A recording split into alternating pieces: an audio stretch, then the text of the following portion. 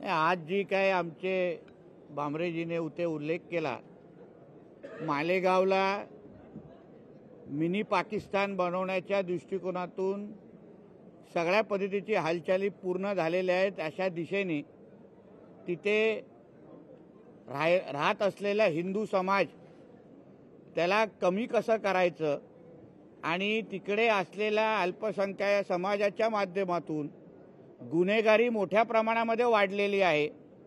Drugs आणि अंमली पदार्थाचा एकत्रित सेवन असो, तरुणांमध्ये त्याचा प्रभाव असो, या सगळ्या पद्धतीने वाढलेली आहे आणि तिथे असलेली पोलीस फोर्स ही फार कमी असण्याच्या दृष्टिकोनातून आम्ही आज उपमुख्यमंत्री देवेंद्र फडणवीस साहेबांना, गृहमंत्री साहेबांना विनंती केली आहे की आता कुठलाही गुन्हा मालेगावला घडल्यानंतर किमान 2.5 तास पोलिसांना तिथपर्यंत पोचायला लागतो। कुठलीही मोठी घटना, दंगल कुठलीही झाल्यानंतर किमान 2.5 तास लागते। रिस्पॉन्स टाइम किमान 2.5 तासाचा आहे।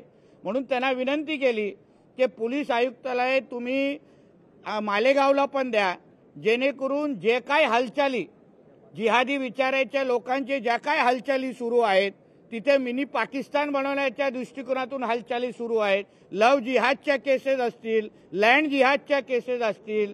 आपण काही महिन्या अगोदर आपल्याला ऐकलं असेल की तिथे असलेला भोईकोट किल्ल्यावर असलेल्या अतिक्रमणासंदर्भात मी स्वतः तिथे भेट दिलेली। म्हणून ह्या सगळ्या ऍक्टिव्हिटीजच्या नजरेसमोर ठेवून आपण एक स्वतंत्र पोलीस कार्यालय आपण तिथे आम्हाला द्यावं अशी मागणी आम्ही सन्मान्य खासदार साहेबांच्या नेतृत्वाखाली तिथे केलेली आहे। सन्मान्य उपमुख्यमंत्री साहेबांनी आम्हाला सकारात्मक उत्तर दिलेलं आहे। त्यांनी अहवाल मागवतो अशा पद्धतीने शब्द आम्हाला दिलेला आहे। आम्हाला विश्वास आहे तिथे स्वतंत्र पोलीस कार्यालय मुख्यालय उघडल्यानंतर तिकडे असलेल्या जे काही दहशतवाद्यांच्या आणि जिहादी विचारांच्या लोकांची जे हालचाली आहेत ते निश्चित पद्धतीने कमी होतील। पोलिसांना सगळ्या पद्धतीने तिथे लक्ष ठेवण्यामध्ये तिथे मदत होईल। म्हणून त्या दृष्टिकोनातून आज ही मागणी आम्ही उपमुख्यमंत्री आणि गृहमंत्री साहेबांकडे केलेली आहे।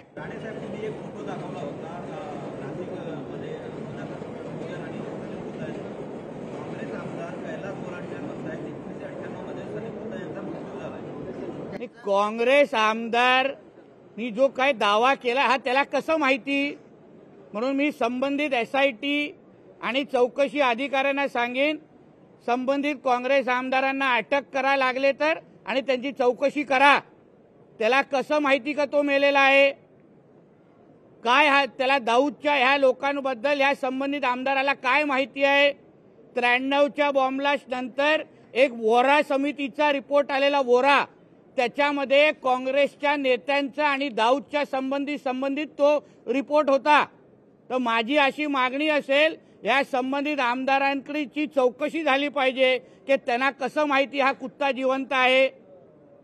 कारण का आमच्या माहिती अनुसार जे काही दिवसानंतर पोलीस त्याची चौकशी पण करायला जाणार आहेत जेलमध्ये, पण ह्याच काँग्रेस आमदारांना काय माहिती आहे, त्याला कोणाचे फोन आले।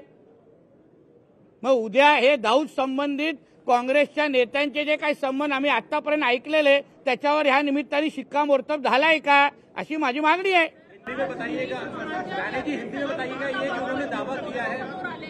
काय असे कुठलेही फोटो आलेले नाहीत। तुम्ही फोटो पाहिलाय का? एक लक्षात घ्या, जेव्हा दाऊदच्या साथीदारासंदर्भात 93च्या बॉम्बलास्टच्या संदर्भात आम्ही जेव्हा कुठला दावा करतो, आम्ही फोटोग्राफ दाखवतो, व्हिडिओ दाखवतो, मी तेव्हाही बोललो की बॉम्बलास्ट म्हणजे 257 जे निरपराध मुंबईकर मेले तो काही काँग्रेसचा मेला, भाजपचा मेला, शिवसेनेचा मेला असं कोणी बघितलं नाही। बॉम्बलास्टवाल्यांनी उडवताना सगळ्यांना समान उडून टाकलं। मग ह्याच्यामध्ये राजकारण कसं होऊ शकतं? ह्याच्यामध्ये वैयक्तिक हिशोब चुकवण्याचे प्रकार कसे होऊ शकतात?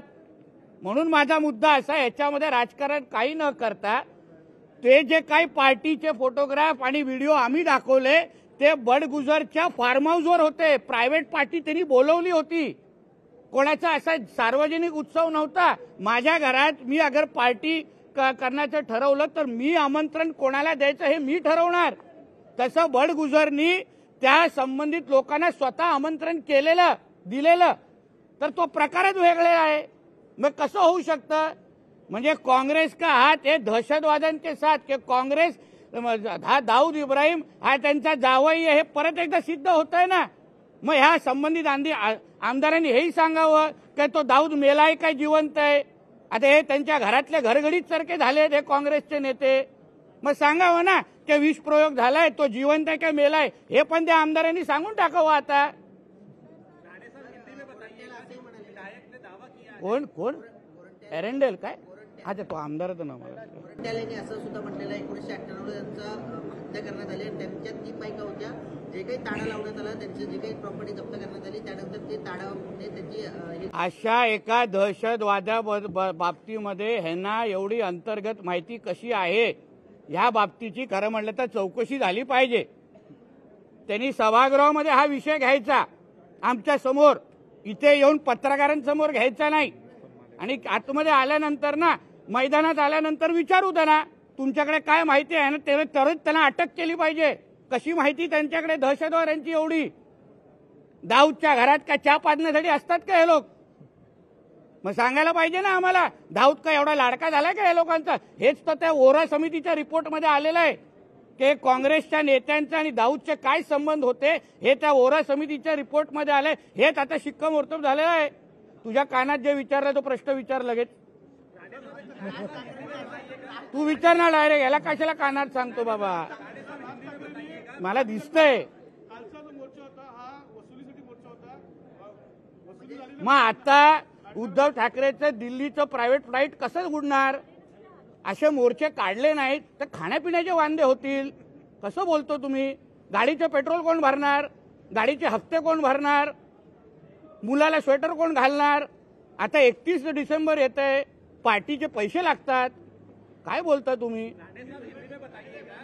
एवढा खर्च काढायचा असतो ही शपथ। बताइएगा कि विधायक ने दावा किया कि 98 में उसका कत्ल कर दिया गया था उसकी सजा में 2 लोग जेल में गए हैं उसकी 3 बीवियां थी।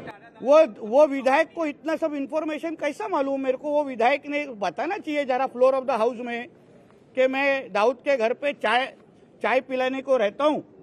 हाँ उसका सबका हाउस कीपिंग का काम मैं ही करता हूँ क्योंकि यही तो वोरा समिति के रिपोर्ट में आया था कि दाऊद के और कांग्रेस के नेताजनों में जो संबंध थे इसके बारे में तो वोरा समिति का रिपोर्ट आया था और वो जब रिपोर्ट आपने अगर ओपन किया यही तो सब लिखा था।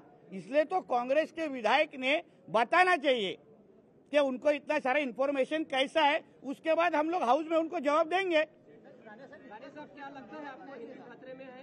हाँ क्या लगता है आपको हिंदू जरूर खतरे में है। इसलिए तो मालेगांव में हम लोग उधर पुलिस मुख्यालय मांग रहे क्योंकि वहाँ मिनी पाकिस्तान बनाने की कोशिश हो रही है जो हमारे खासदार साहब ने आज हमारे उप मुख्यमंत्री के सामने मांग की है। राज्य में भी आपकी सरकार है और केंद्र में भी आपकी सरकार होने के बावजूद आप हिंदू खतरे में है इसलिए बचाने के लिए हम लोग मैदान में। ये महाविकास आघाड़ी का सरकार नहीं है ये महायुति का सरकार है हिंदुत्ववादी विचार का सरकार है इसलिए हम लोग हक से मांग रहे और हक से उनको प्रोटेक्ट करने के लिए हम लोग मैदान में उतरे। चला दूसरा आप कांग्रेस पे जैसा आरोप लगा रहे फोटो का ये वो सब वैसे ही भाजपा का कार्यकारिणी सदस्य मीरा रोड का सरोज चमड़ा जो कि इस संबंध में आज भी जेल में। अभी मेरे को मालूम नहीं आप चमड़ा बिमड़ा उधर तक जाएंगे हम कैसे मालूम करेगा। कुछ होएगा तो चमड़ा बिमड़ा के बारे में बोलो अपन बात करते ठीक है ना। चलो ठंडी भी बढ़ रही है चमड़ा बिमड़ा ज्यादा हो गया।